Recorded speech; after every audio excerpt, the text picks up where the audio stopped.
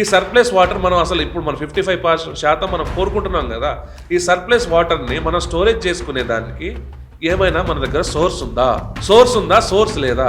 బనకచర్ల మీద మీరు strict action తీసుకోవాల్సిందే, లీగల్గా మీరు వెళ్ళాల్సిందే, దాని ఉన్న వాస్తవాలు బయటపడాల్సిందే. ఇక్కడ తెలంగాణ సెంటిమెంట్ రగిల్చి అక్కడ ఆంధ్ర నాయకుల్ని బూచిగా చేసి వీళ్ళు ఇక్కడ ఓట్లు దండుకుందామని చూస్తున్నారా? నీకు పాపులేషన్ పెరగొచ్చు, పాపులేషన్ తగ్గొచ్చు, కానీ దగ్గర స్టోరేజ్ కెపాసిటీ ఏది అర్థమవుతుందా నా ఫ్రెండ్? శక్తి మీడియా ప్రేక్షకులకు నమస్కారం. నేను మీ జర్నలిస్ట్ విక్రమ్. ఉత్తమ్ కుమార్ రెడ్డి గారు ఒక ప్రెస్ స్టేట్మెంట్ ఇచ్చి బనకచర్ల మీద స్ట్రిక్ట్ యాక్షన్ తీసుకుంటాం అని చెప్పేసి మాట్లాడారు. సూపర్. బనకచర్ల మీద మీరు స్ట్రిక్ట్ యాక్షన్ తీసుకోవాల్సిందే, లీగల్గా మీరు వెళ్ళాల్సిందే, దాని ఉన్న వాస్తవాలు బయటపడాల్సిందే. అయితే బనకచర్ల మీదనే వీళ్ళు ఎందుకు ఇంత ఫోకస్ చేస్తున్నారు? అయితే ఇక్కడ కాళేశ్వరం ప్రాజెక్ట్ మీద ఇక్కడ ఆల్రెడీ ఒక అవినీతి ఉంది. ఆ అవినీతిని ఎందుకు బయటపడట్లేదు? అసలు కాళేశ్వరంలో అవినీతి జరిగిందా? లేకపోతే వీళ్ళు కావాలని చెప్పేసి ఒక బూచిలాగా చూపి స్థానిక ఎలక్షన్స్లో లబ్ధి పొందాలనుకుంటున్నారా? ఇక్కడ తెలంగాణ సెంటిమెంట్ రగిల్చి అక్కడ ఆంధ్ర నాయకుల్ని బూచిగా చేసి వీళ్ళు ఇక్కడ ఓట్లు దండుకుందామని చూస్తున్నారా అని చెప్పేసి మనం ఈరోజు టాపిక్ ఫ్రెండ్స్. అయితే బనకచర్ల అని చెప్పేసి ఏదైతే ఉందో అది పోలవరం దిగువ ప్రాజెక్ట్. అది అంటే గోదావరిలో లాస్ట్ దగ్గర ఆ ప్రాజెక్ట్ ఉంది. వాటర్ క్యాన్ ఉంది. వాటర్ క్యాన్లో మనం ఇక్కడ కింద బోల్తా వేస్తే కింద డౌన్ ఫాలో అవుతూ ఉంటుంది. మధ్యలో స్టాపర్స్ పెడితే కింద వాళ్ళకి రావు. కరెక్టేగా ఫ్రెండ్స్? ఇది ఇప్పుడు వాటర్ లెవెల్ వచ్చేసరికి మనకి మహారాష్ట్ర నుంచి తెలంగాణకు వస్తే, తెలంగాణ నుంచి మళ్ళీ ఆంధ్రాకి వస్తుంది. ఇక్కడ పోలవరం ప్రాజెక్ట్ దాని తర్వాతనే ఈ బనకచర్ల ప్రాజెక్ట్ అనేది కన్స్ట్రక్షన్ చేయాలని చెప్పేసి వాళ్ళు అనుకుంటున్నారు. అయితే ఇక్కడ వీళ్ళు చేసిన మ్యాప్స్లో వచ్చేసరికి వీరు దేనికి బనకచర్ల ప్రాజెక్ట్స్ చేయాలనుకుంటున్నారంటే గోదావరి నుంచి కృష్ణా నుంచి పెన్నాకి చేసి నదులు అనుసంధానం చేసి ప్రకాశం డిస్టిక్లో వచ్చేసరికి తాగునీరు అండ్ రాయలసీమకు వచ్చేసరికి సాగునీరు అందిద్దామని చెప్పేసి వాళ్ళు అనుకుంటున్నారు. ఇది వచ్చేసరికి సర్ప్లస్ వాటర్ అనేసి ఒక చర్చ జరుగుతుంది ఫ్రెండ్స్. అయితే ఇప్పుడు ఉత్తమ్ కుమార్ రెడ్డి గారికి ఒక టాస్క్ ఉంటుంది. ఇప్పుడు ఏంటంటే ఇప్పుడు కృష్ణా వాటర్ లెవెల్స్ పెరుగుతున్నాయి, శ్రీశైలం అక్కడ నిండుతుంది అని చెప్పేసి అంటున్నారు. ఇదే వర్షాలు రిపీటెడ్గా పడుతూ ఉంటే మనకి 1 to 3 డేస్లో సాగర్ ప్రాజెక్ట్ కూడా నిండిపోతుంది. సాగర్ ప్రాజెక్ట్ నిండిన తర్వాత ఈ కృష్ణా వాటర్ వచ్చేసరికి డౌన్ఫాల్ అవుతుంది. మళ్ళీ ఏదైతే కాలువలు ఉన్నాయో ఆ కాలువలకి పంపించడం కూడా జరుగుతుంది. ఈ కృష్ణా వాటర్ మళ్ళీ ఎక్కడికి వెళ్ళి కలుస్తుందంటే మనకి మున్నేరు వాగు నుంచి అక్కడ బుడ్డమేరు నుంచి నదును అనుసంధానం చేసుకుంటూ అక్కడ మళ్ళీ కృష్ణా రివర్లో అది చేరుకుంటుంది.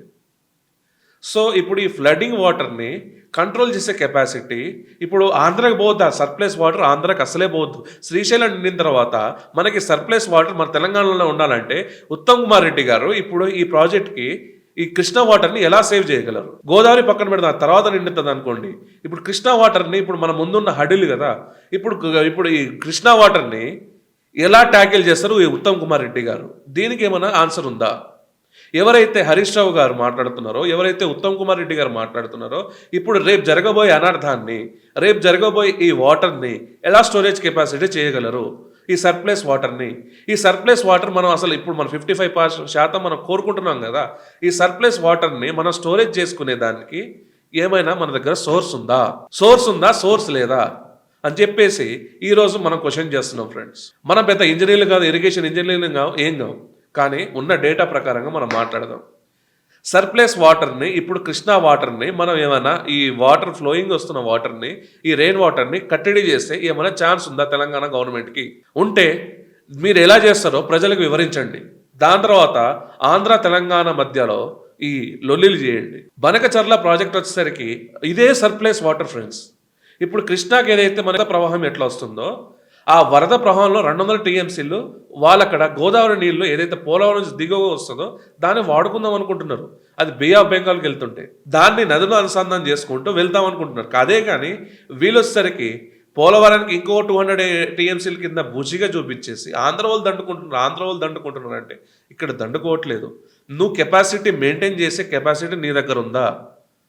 వెళ్తావు మినరల్ వాటర్ ప్లాంట్కి వెళ్తావు, నువ్వు 1 లీటర్ నీ ఫిల్ అయిపోతుంది. దాని తర్వాత ఏమవుతుంది? మొత్తం అంతా కిందకు పోతున్నప్పుడు నీ పక్కన ఆల్టర్నేట్గా ఒక 1/2 లీటర్ బాటిల్ ఉంటే ఆ 1/2 లీటర్ బాటిల్ నువ్వు నింపుకోవచ్చు కదా.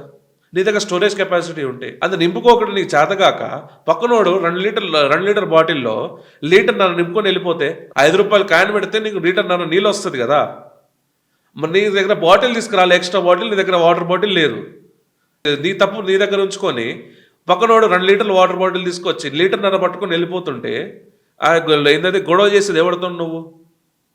వాడు ముందు చూపుతోనే వాడు లీటర్న్నర వాటర్ బాటిల్ తీసుకొచ్చిండు, నీకు ₹5కి లీటర్న్నర వాటర్ వస్తుందని తెలుసు. మరి నీ దగ్గర ఏం లేవింది? లీటర్ నింపుకొని మిగతా ½ లీటర్ అంతా వదిలేయడమే కదా నువ్వు. సో ఇక్కడ మనకి ఈ కృష్ణా వాటర్ని బనకచెర్ల గురించి తక్కువ పక్కన పెట్టండి సార్. బనకచెర్ల ప్రాజెక్ట్ కన్స్ట్రక్షన్ కూడా కాలే.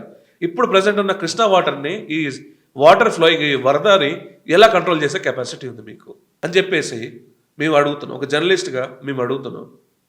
సో ఈ కృష్ణా వాటర్ని సేవ్ చేసి మేము ఇట్లా సేవ్ చేసినామని చెప్పేసి దీన్ని ఎగ్జాంపుల్గా మనం గోదావరి వాటర్ని కూడా మేము సేవ్ చేయగలం. ఈ సర్ప్లైస్ వాటర్ని మేము ఒక కృష్ణా వాటర్ని మేము ఇట్లా సేవ్ చేసాం.